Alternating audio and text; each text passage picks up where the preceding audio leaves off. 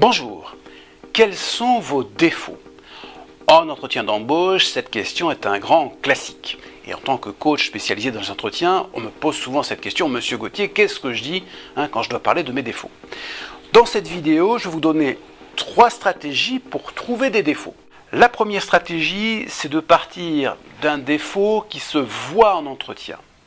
Et là, l'idée, c'est de parler vous-même de ce défaut, de mettre, je dirais, le problème sur la table, avec un certain angle, ce qui va vous permettre de, je dirais, d'atténuer ce défaut. Prenons un exemple, une personne qui parle beaucoup, qui parle, et qui va un peu endormir les gens à force de trop parler. Bon, ça va se voir en entretien.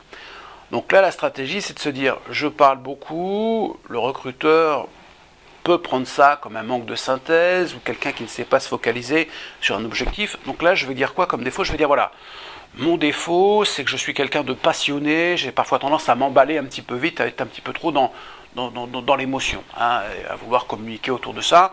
J'ai appris à me poser, à prendre du recul. Deuxième stratégie, partez d'une formation que vous avez suivie. L'idée, c'est je pars d'une formation et après je vais remonter au défaut. Par exemple, vous avez suivi une formation sur comment gérer les situations de conflit. Donc là, vous dites, mon défaut, c'est que je ne suis pas à l'aise dans les situations de conflit. C'est quelque chose qui, pour moi, me met vraiment mal à l'aise. Bon. Pour dépasser ça, j'ai d'ailleurs suivi une formation, savoir gérer les conflits, notamment au téléphone. Et c'est quelque chose qui m'a beaucoup apporté dans mon travail au quotidien en tant que commercial au téléphone. Troisième stratégie, c'est citer un défaut qui est très courant. Et là, l'idée, c'est que le recruteur se dise, moi aussi, je connais ça. Là, un défaut qui est courant, c'est par exemple la peur de parler en public.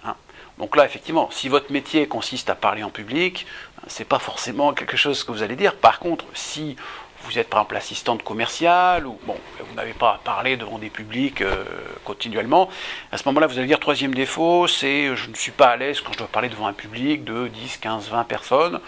C'est quelque chose qui me stresse. Voilà. Et là, vous pourrez dire, par exemple, pour dépasser ça, j'ai pris des cours de théâtre, ou je me suis investi dans une association caritative où j'ai l'occasion de prendre la parole.